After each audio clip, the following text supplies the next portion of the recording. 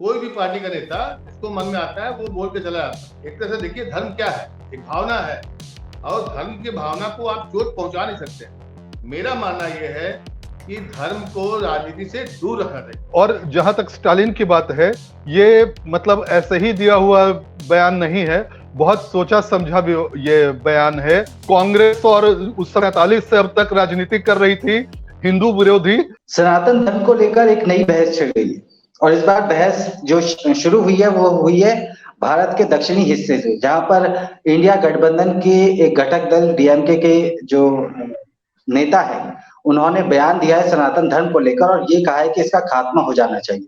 इसी पर चर्चा करने के लिए हमारे साथ वरिष्ठ पत्रकार ज्ञानेश श्रीवास्तव जी मौजूद हैं। साथ ही हमारे साथ पत्रकार जो पुराने पत्रकार हैं, अच्छा अनुभव रखते हैं मीडिया में और राजनीति में भी, पुष्कर सिन्हा जी हमारे साथ जुड़े हुए हैं। दोनों से हम इस पर चर्चा करेंगे। सबसे पहले ज्ञानेश सर, आपसे जानना चाहेंगे कि जिस तरीके से इनका एमके स्टालिन के बेटे उदयनिधि स्टालिन का जो बयान आया है सनातन धर्म को लेकर, उन्होंने डेंगू से कंपेयर कर दिया, मलेरिया से कंपेयर कर दिया, क्या ये इनको नुकसान नहीं पहुंचाएगा? जो इंडिया गठबंधन है उसे नुकसान नहीं पहुंचाएगा ऐसा बयान? देखिए, नुकसान कितना पहुंचाएगा और फायदा कितना होगा वो तो बात की बात है, लेकिन धर्म को नेताओं ने ऐसा मजाक बना लिया है। कोई भी पार्टी का नेता जिसको मन में आता है वो बोल के चला जाता है, और कोई क्लेम करता है कि हम धार्मिक चीजों को संरक्षण देते हैं, हम उसके पैरोकार हैं। जो कुछ भी बोला है स्टालिन ने और उसके जो भी निहितार्थ हैं, मेरी नजर में उसकी कोई आवश्यकता थी नहीं। वो तो गलत बोले हैं। एक तरह से देखिए, धर्म क्या है? एक भावना है, और धर्म की भावना को आप चोट पहुंचा नहीं सकते। और जाहिर सी बात है, अब चूंकि इंडिया के घटक ने बोला है तो उसके जो विरोधी हैं वो तो उसका फायदा उठाएंगे।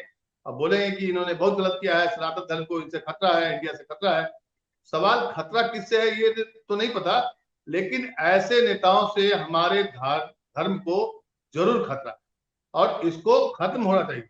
आपको एक बात और याद दिला दें, स्टालिन के बेटे हैं, ये मुख्यमंत्री है, मुख्यमंत्री रहे हुए हैं।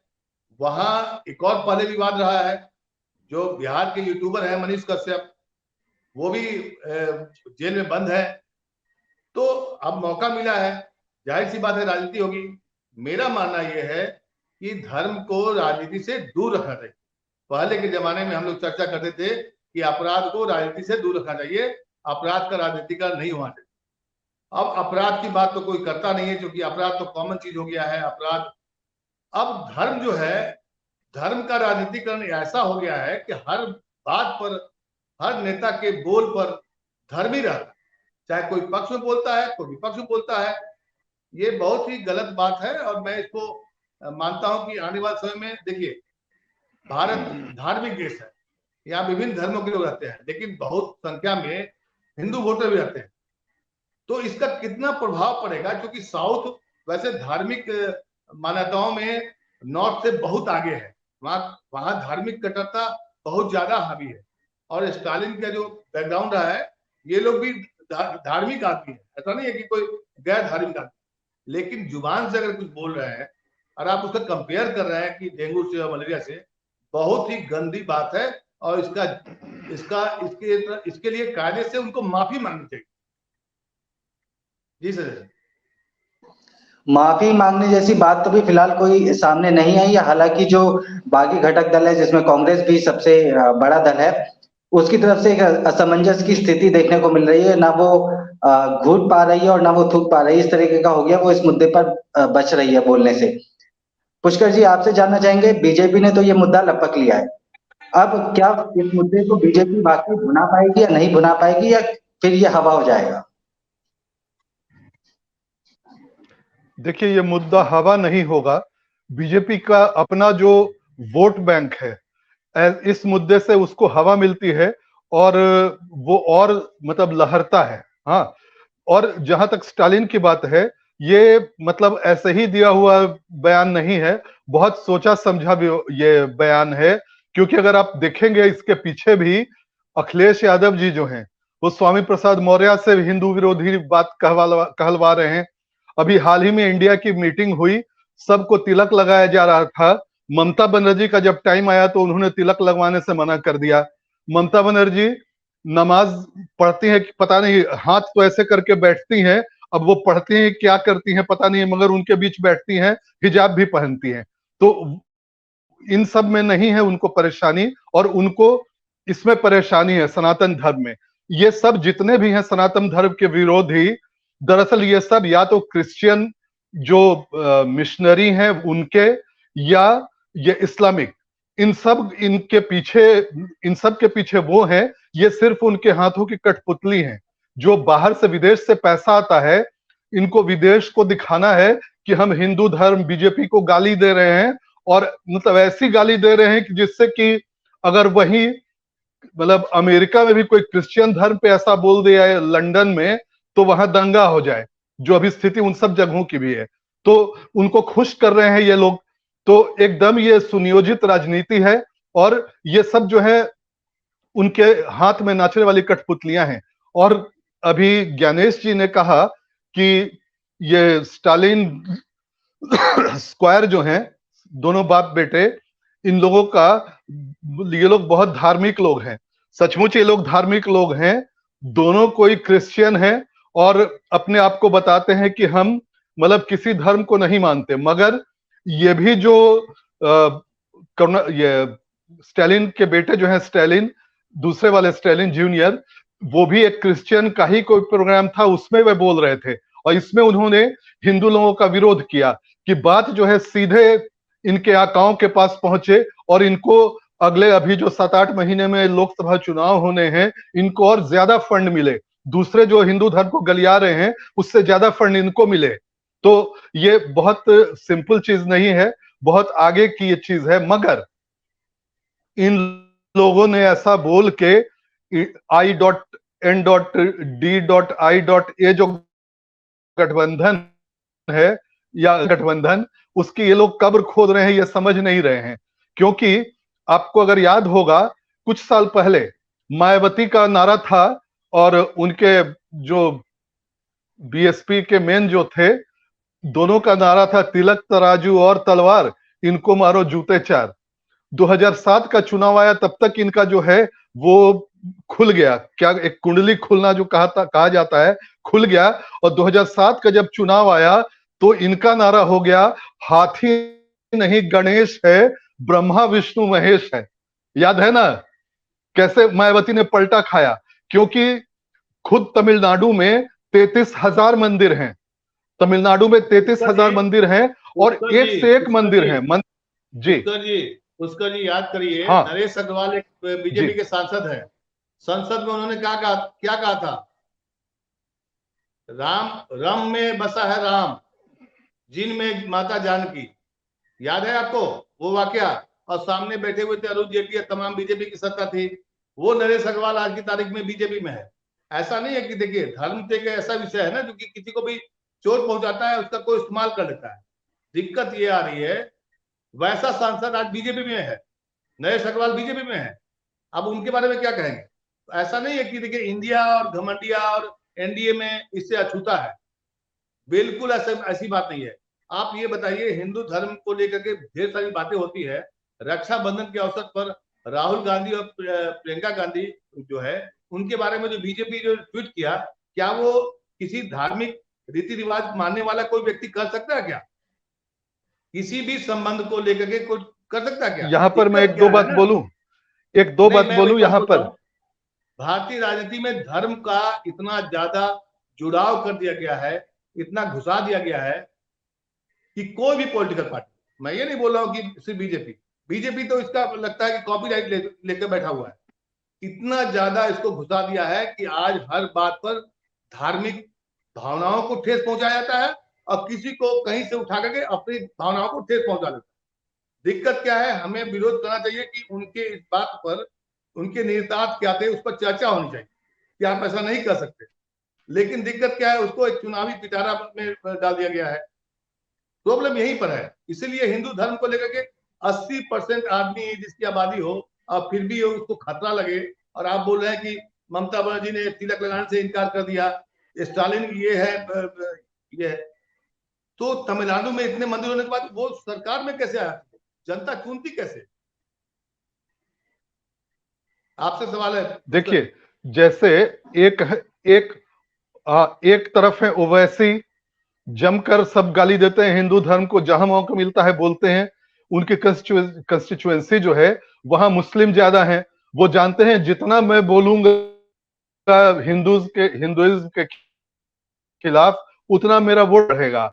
और वैसे ही स्टाइल जो क्रिश्चियनिटी वाला ये है, ये जानते हैं कि हिंदू जो है तमिलनाडु का सोया हुआ है, हालांकि सोया हुआ नहीं है। इसी बार के चुनाव में देख लीजिएगा, जब नरेंद्र मोदी जी वाराणसी के साथ या वाराणसी की जगह तमिलनाडु के कन्याकुमारी या कहीं से खड़े होंगे इस बार, और उसके बाद देखिएगा कि वहां इनकी क्या स्थिति होती है और हिंदुओं का क्या होता है। तो इसमें मैं एक चीज कहूंगा कि मोदी जी का जादू अब ढलने लगा राहुल है। गांधी का सुन लीजिए, राहुल गांधी का अभी अभी आपने राहुल गांधी की बात की, राखी मना रहे थे, अब वो किस वाला सीन भी आपको याद होगा। और तो क्या जब दिक्कत चुनाव है? आता है तो मंदिर क्या मंदिर दिक्कत है दोनों आपको? भाई बहन आपको क्या बहन दिक्कत घूमने है? लगते हैं। भाई आप बताइए, सुनिए तो, बहन को कोई दोनों नहीं नहीं, ये बताइए दोनों क्या भाई दिक्कत है? बहन मंदिर मंदिर घूमते हैं, उसके बाद एक जो है सूट कोट पहनता है और उसके ऊपर जनेऊ पहन लेता है, वो भी उल्टा, राहुल गांधी। तो मतलब वो जो है वो दिखाने के लिए करते हैं, मगर पब्लिक जो है वो सब देख रही है। आगे ये भाई बहन और जितने घमंडिया हैं इनका देखिए, क्या अगर होगा भाई अभी बहन देख की लीजिएगा इस जिक्र चुनाव में। होगी, ये खुद अपनी पुष्कर जी, अगर भाई बहन का जिक्र होगा तो सवाल ये भी उठेगा ना कि प्रधानमंत्री मोदी जी विवाहित होने के बाद भी अपनी पत्नी को छोड़े हुए हैं, माता की अस्थि पूरी तरह से जली भी नहीं थी या वो चल दिए थे वहां से। ढेर सारी बातें होंगी ना, आप किसी पर मोदी पर्सनल जी ने अटैक नहीं कर अपना सकते पूरा हैं। जीवन भारत को दे दिया है, देश के लिए दे कैसे दिया दिया? है। मोदी जी कैसे ने दे अपना दिया है? पूरा जीवन देश के लिए दिया कैसे दे दिया है, भारत को और योगी जी देश भी को? उसी इसमें है। देश को 140 करोड़ देश दिया है, ऐसा नहीं सिर्फ मोदी जी देश चलाते हैं, सिर्फ मोदी जी ही देश है। अगर मोदी जी धार्मिक व्यक्ति होते, जय बजरंगबली का नारा दिया था बेंगलोर में, 8 घंटे का रोड शो नहीं, किया, उन पब्लिक ने दोनों जाके के लिए सुनी। उन आप दोनों मत के लिए करिए सवाल। देश और ये ज्यादा बड़ा है अपने परिवार से, योगी जी मोदी जी कहाँ दोनों परिवार के बात है? लिए। आप अगर सवाल ये नहीं है, मैंने क्या कहा था कि देखिए धार्मिक रीति रिवाज अलग से और होता है, जब राजनीति अलग होता है। जब आप घालमेल मत करिए ना। मोदी जी को जो वाइफ है, मोदी जी के वाइफ को कोई परेशानी है ही नहीं, तो मतलब हम आप क्यों उससे परेशान हो रहे हैं? उनकी वाइफ भाई को ही बहन को परेशानी नहीं है, परेशानी है ही नहीं। मोदी भाई जी बहन को साथ है या परेशानी नहीं नहीं है तो है? बीजेपी क्यों आ गई? तो बीजेपी क्यों आ गई इसमें? नहीं जब नहीं, तो भाई बहन भाई को बहन परेशानी जो है है वो तो तो बीजेपी क्यों? नौटंकी कर रहे हैं ना, भाई बहन आप नौटंकी वाह, कर रहे आप हैं, करे तो वाह इसलिए वाह, बहुत बढ़िया। सबको परेशानी है। ऐसे थोड़े होता है मतलब पुष्कर चुनाव जी। आता है तो मंदिर मंदिर घूमने लगते हैं, क्या और मंदिर में क्या किसी का मतलब अधिकार है टीका क्या? लगा हुआ और अंदर से मंदिर में प्रियंका घुसना का किसी का क्रॉस अधिकार है दिखता क्या? रहता है, क्रॉस दिखता नहीं नहीं, रहता है ये कि तो वो असल में वो वाड्रा है, वाड्राइन है, क्रिश्चियन। आप क्या चाहते सोनिया हैं गांधी भी पुष्कर जी? क्रिश्चियन है, सवाल अभी ये उन्होंने नहीं है। छोड़ा नहीं है, हम बात हिंदुइज्म करेंगे नहीं कि अपनाया है। राजनीति में धर्म को घालमेल करिएगा तो यही नतीजा होगा। आपको लगेगा वो बडराइन है, देश के नागरिक है ना, सवाल उसका नहीं है। धर्म को कौन ला रहा है बीच में? बार बार धर्म को बीच में कौन ला रहा है? हमें स्टालिन की बात का विरोध करना चाहिए। 1947 में 1947 में देश का जो देश बंटवारा इसी पर हुआ था, धर्म को ही हुआ था, और धर्म को ही लेकर कांग्रेस और उस 47 से अब तक राजनीति कर रही थी, हिंदू विरोधी, और उधर तुष्टीकरण की राजनीति, मुस्लिम और क्रिश्चियन के लिए सब ऐसा ऐसा कानून बना के रख दिया है कि मतलब हिंदू जो है वो तो परेशान हो जाएं, और मतलब हो ही रहे हैं। मगर अब जब 2014 के बाद से थोड़ा सा जगे हैं हिंदू, जो कि 2024 में मुझे लग रहा है और जाग जाएंगे। जिस तरह की हरकत ये लोग कर रहे हैं, अपनी कब्र खुद खोद रहे हैं सनातन के खिलाफ बोल के, तो बहुत जल्दी इनको जवाब मिल जाएगा। 6-7-8 महीने जैसे हैं। ही हिंदू जगेंगे पुष्कर जी, हिंदू जग जाएंगे, सारे राजनीतिक दल के लोग भाग जाएंगे। दिक्कत क्या है ना, हिंदू सोया हुआ है, सच्चाई ये बात है। अगर हिंदू जगा तभी तो कर्नाटक आपको हरा दिया। आप हिंदू की बात करते हैं तो सबसे ज्यादा राज्य में आपको पता होना चाहिए कि हिमाचल में सबसे ज्यादा हिंदू लोग रहते हैं, वहां तो मुस्लिम की आबादी मात्र 7% है, और वहां पर आपको बीजेपी जो हिंदू हिंदू करती है उसको हरा दिया वहां पर। ऐसी क्या बात है, क्यों हराता है? ये भी तो सोचिए ना। आप कर्नाटक और 47 हिमाचल की जगह बात कर रहे हैं, कर्नाटक और हाँ, हिमाचल, कर्नाटक और हिमाचल दोनों जगह बार बार बोला गया है। उससे पहले बीजेपी की जो सरकार थी, उसके जो मुख्यमंत्री थे, बिल्कुल काम नहीं कर रहे थे, घटिया काम कर रहे थे। पब्लिक ने उस मुख्यमंत्री को हटाया, उस सरकार को हटाया है, पब्लिक ने बीजेपी को नहीं हटाया है। बीजेपी अगर आपको ढंग पता है, अगर वो लोग ढंग से काम करते और तो ढंग से कर्नाटक और काम करने हिमाचल वाले में मंत्रियों का बीजेपी चुनाव का जो कहाँ होता है? आधार था वो कम नहीं हुआ है, 30-35 जो था पुष्कर उतना ही है अभी भी। दूसरे पुष्कर दल जी, का ये जो वोट है वो कांग्रेस में चला गया, इसलिए बीजेपी हारी। चलिए हार गई, लेकिन सुनिए इधर, उसी ऐसे ही मंत्रियों को जो नकारा थे, उनके चुनाव प्रचार के लिए प्रधानमंत्री मोदी जी गए, अमित शाह जी गए, योगी जी गए। अगर नकारा थे तो उनको टिकट नहीं देते, उनको हटा देते। नहीं, ऐसा नहीं होता तो 6 मंत्रियों का वहां पर जमानत जब्त हो गई थी। आपके सिटिंग मंत्री का जमानत जब्त हो गई थी। मीडिया तो बताया नहीं आपको इस बात को। नहीं नहीं, यहाँ तो तो मैं तो पुरानी बोल अब रहा ये हूं हुआ वो ना कि काम आप नहीं कर रहे थे जो काम उनको करना था। पब्लिक उनसे खफा थी दोनों जगह, कर्नाटक में मुंबई और यहाँ ठाकुर जयराम, सब लोग मतलब काम नहीं कर रहे थे, केवल हवा दे रहे थे, तो पब्लिक ने हटा दिया। यहाँ बीजेपी का कोई लेना देना नहीं है। चलिए, स्टालिन के बारे में आप क्या क्या आपका विचार है? स्टालिन का क्या होगा ये बताइए। स्टालिन का कुछ नहीं होगा। इंडिया में जिस तरह से कानून है, अगर कोई केस भी हो जाता है तो 15-20-25 साल तक चलेगा, तब तक स्टालिन शायद ऊपर पहुंच जाए, हेवन में, अपने मतलब क्रिश्चियनिटी में जो उनका हेवन है वहां पहुंच जाए। हाँ, ये जरूर है कि इस बार सुप्रीम कोर्ट की परख इस तरह से होगी कि जैसे हिंदू वाले में जब विरोध होता है तो बार बार आगे आता है सुप्रीम कोर्ट, क्या इस मामले में सामने आएगा? वहां तो हर बार तुरंत सबसे आगे सुओ मोटो मतलब ये लेके करने लगता है, और यहां तक बोल दिया कि कहीं भी अगर हेट स्पीच हो किसी भी धर्म या इसको लेके, सुप्रीम कोर्ट ने अभी 3-4-5 महीने पहले कहा है, वहां पे आप तुरंत किसी चीज का इंतजार मत कीजिए, केस कीजिए और अंदर कीजिए। मगर अब हरियाणा में क्यों सैया नहीं भय किया? कोतवाल तो डर काहे का, हरियाणा में क्यों नहीं उन्हीं किया? की सरकार है, एक कौन अंदर हरियाणा करेगा? के नूह में कौन अंदर करेगा? हरियाणा के नूह में दोबारा वहां पर रैली हुई, वहां भाषण हुआ, वहां हेट स्पीच दिया गया। दिल्ली में भी हेट स्पीच दिया गया। आप ट्विटर पे देखिए, हेट स्पीच का जाल बिछा हुआ है। क्यों नहीं कार्रवाई करती है सरकारें? नहीं, हेट स्पीच जो है उसमें भी कैटेगराइजेशन है, मतलब कोई भी सीधा ऐसा बोल दे तो वो हेट स्पीच नहीं हुआ। अब कोई कह दे कि सनातन को हमको खत्म करना है, उसके बाद वो सफाई भी दे रहे हैं कि हम सनातन का मतलब मेरे हिसाब से जो कि स्थिर है, और हमारा जो वो मतलब ये लोग सब दंगा कराने की कोशिश में है। सिर्फ हिंदू वर्सेस नॉन हिंदू नहीं, हिंदू में भी मतलब south Indian versus north Indian बोल रहे हैं कि हमारा जो द्रविड़ का कल्चर है उसमें हम बदलता रहता है सब कुछ। सनातन में मैंने ये कहा था, जो सफाई दी, जो और भी दंगा। सुप्रीम कोर्ट की परीक्षा होगी कि वो सुओ मोटो इसमें लेता है कि नहीं। देखिए पुष्कर जी, मेरा तो अपना मानना है, और राहुल गांधी की आप बात कर रहे थे, अभी अभी अभी कुछ दिन पहले राहुल गांधी का कुछ दिन पहले का बयान है कि मंदिर में लोग जो भक्त जाते हैं वो लड़कियां छेड़ने जाते हैं। और यही बात मतलब जो संडे का जो मास होता है वहां क्या होता है आप नहीं जानते। अरे खुलेआम बोले हैं राहुल गांधी, आप एक बार नेट पे देख लीजिएगा। उन्होंने कहा है कि ये सब फेक न्यूज है। राहुल गांधी ने नहीं बोला है कि फेक न्यूज नहीं है, एकदम सही न्यूज है कि मंदिर में देखिए ये सब छेड़ने और जो कि वहां मस्जिद में तो मना है। सुनिए, आप ऐसे फेक न्यूज पर क्रिया प्रतिक्रिया संडे जो मास होता है उसमें भी क्या होता है हम लोग सब देखते हैं।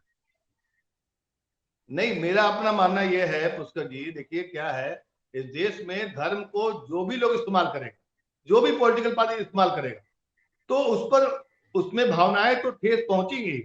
आज देखिए सनातन धर्म के बारे में जो बात हो रही है, मेरा अपना मानना है कि सनातन धर्म को क्यों लाते हैं, बीजेपी क्यों लाती है, या बीजेपी को मसाला क्यों मिलता है इससे?